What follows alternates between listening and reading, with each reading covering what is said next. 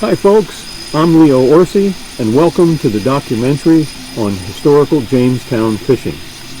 Jamestown, or technically Conanicut Island, is one of the crown jewels of the state of Rhode Island. Surrounded by Narragansett Bay on both sides, this 9-mile-long island has a rich history of early Indian settlers, farming, protecting the bay entrance in World War II with an Army command post at Beavertail, and home to the third oldest lighthouse in the United States.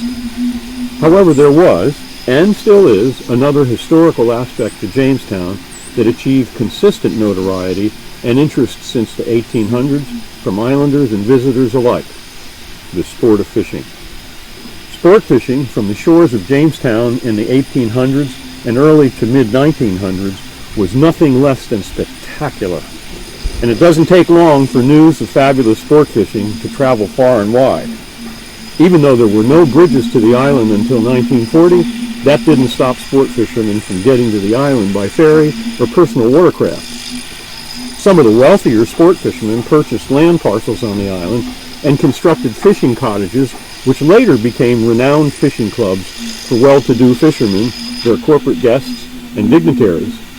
Beavertail was a particularly cherished location for some of these clubs in the early 1900s, and some of the clubs actually erected fishing walkways and platforms over the shoreline's rocky cliffs, which were supported by large iron rods drilled into the shoreline rock cliffs below and extended well out into the ocean surf.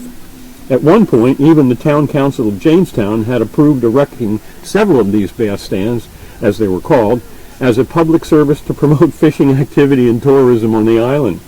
The remnants of some of the iron supports for these bass stands can still be seen today, sticking out of the shoreline rocks at Beavertail and Hall Cove. The Jamestown coastline became such a popular fishing destination that many of the shoreline fishing spots and rocks were given names by the fishermen who frequented these spots. And many of those names and spots are still recognized by fishermen today. Jamestown's primary piscatorial targets were, and still are, the striped bass and the blackfish, the latter also referred to as tautog by the native Indians. These two fish species were so plentiful in the 1800s and early 1900s that it wasn't uncommon to see pictures of sport fishermen with catches of multiple fish caught in just one day or one night. And many of the caught striped bass were huge, easily 40 to 50 pound class. The fishing equipment used in the early days was primitive compared to our now technologically advanced graphite fishing rods, high-strength braided fishing lines, and precision-constructed spinning reels. But it didn't matter. The old-timers caught lots of fish, and some of the old-timers actually fished with hand lines and sinkers. Lord only knows how they managed to haul in a 40-pound striped bass. Arthur Clark, from a longtime Jamestown generation of Clark family, has the distinction of catching the largest striped bass from shore in Jamestown. It weighed 65 pounds and was caught from Ring Rock at Hall Cove in October of 1934. The fish was preserved and beautifully encased in glass, and it can be seen today on display at the Beavertail Lighthouse Museum in Beavertail State Park. I caught up with Arthur's grandson, Arthur Clark's grandson, Archie Clark, who is also a longtime Jamestown resident, and I asked him about his grandfather's catch and Jamestown fishing in general. Here's what he had to say. Archie, you're a true original Jamestowner. You grew up on the island, as did your father and your grandfather. Was fishing a big part of the life when you were growing up? Yes, it was. Yes, very much so. And many folks have seen the picture of your grandfather holding this record 64-pound striped bass, which is right behind you there. That was a pretty big deal on the island when he caught it, wasn't it? Yes, it was. It was. A lot of fish were taken then. There were no restrictions, but my grandfather caught the big one in 1936. Do you know what he used to catch it by any chance? He used an Ashaway line, and he had a conventional reel. And the line was, I believe it was 20-pound test line that he caught the fish on.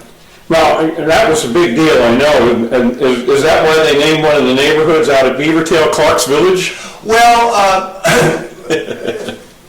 somewhat. So you did a lot of fishing when you were young as well, and how would you compare the island fishing environment and activity of today from when you were just a young man? Well, actually, I know it is quite some different now, and I haven't wet a line since 1978. So, but when I was a young man, I spent a lot of time out here at Beavertail, not only off the rocks, but off my uncle's 2 bass boats, which he owned.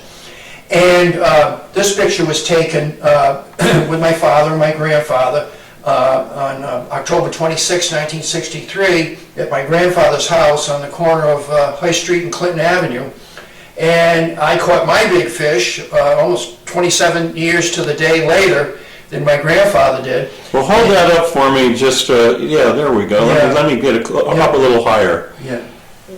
So I was 14. Now, who all is in that picture? Yes, my father and my grandfather and myself and my 48 1/4 pound bass. Nice fish. Caught off the outer reef at Brenton's Reef. First cast of the day. I had an amber large amber Adam plug, and I had a 25-pound test line and a Penn number 109 conventional reel, and it took me a half an hour to haul him in.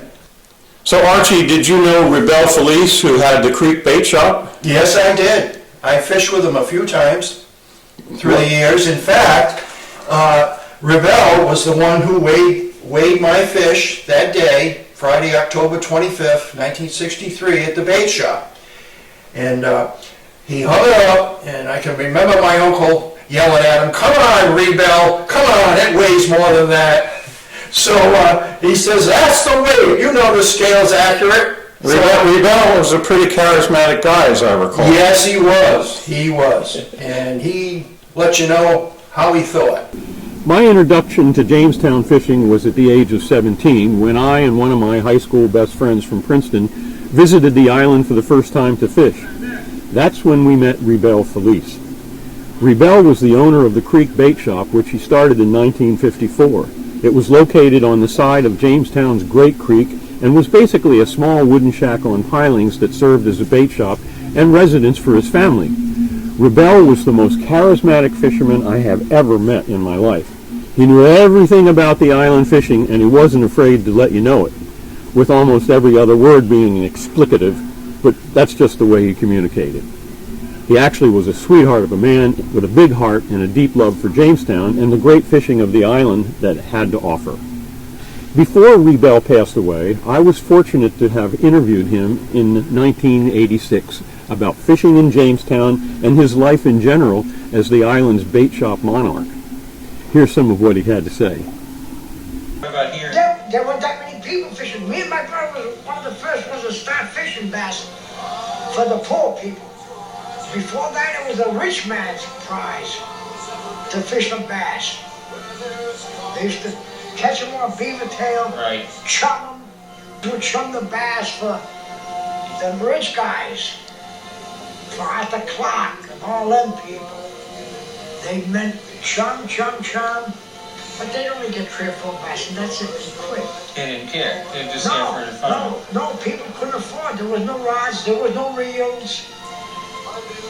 They were just coming about that cutty hook line that you used to have to wear a bib and a finger on a reel.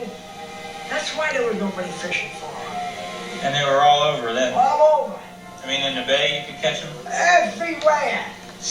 What was your favorite bait when you used to fish for these things? What did you Plugs. Plugs? You used eel skins A on it. lot of eel skins on plugs, yeah. Did that work better than a Just an popper? ordinary plug, yeah. Really? Yeah, it was deadly. Right off the house on the rocks, it was deadly. On Better- the paper, it was deadly. Better than eels? We never used them. They were just strictly plugs, skins, at night. What was your best technique? How did you put it through the water? Just cast it and reel in very slowly. The plug did the rest because on account of that tail acting as a rudder. At the little trail of the eel skin on the Yeah, plugs? it's about that far from the plug, and that would sway beautiful. The plug would be That deep in the water, the bass go crazy. Right off the house on the rock, we get 300 or 400 pounds of bass. A tide. Jeez. Yes! March, May 1954. 54. The year of the first hurricane we had. That's right. We That's got wiped out. September hurricane, we got wiped out completely. right before that. Did you have to rebuild the whole thing from that? We lost everything. Worms were all over the place, and the muddy dollar bills were floating. And I stood on the steps sitting down. They went home, and I wouldn't leave it. Do you miss it still? Sure. Yeah. We were there every day. What, 5 o'clock in the morning? Up? I slept there. We lived there. Me and wife and 3 kids. Jeez. That's amazing. It was a tough life, but it was a hell of a good one. Well, this must be something said for eating fish, right? You love that work. I love working, talking to people. You know? I can't get on a pedestal in a hall and talk, but like you and I talking, I can pretty good because I get all worked up and I start. Saying bad words. I start, yeah, right. I feel like saying you're a prick, I'm going to tell you right to your face, right there, and that's it. But that's the way it's got to be today. I'm sorry to tell you, but they don't want to accept that. Rebell retired several years after my interview with him, and the Creek Bait Shop was taken over by another longtime islander, Greg Zeke. The shop is now known as Zeke's Creek, and it now serves as a bait and tackle shop and a fresh local seafood store.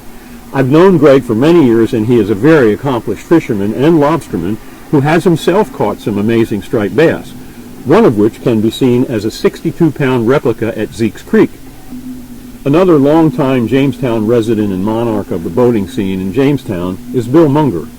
Bill previously operated the Connecticut Marina at East Ferry, which is at the base of downtown Jamestown, and for the better part of 47 years.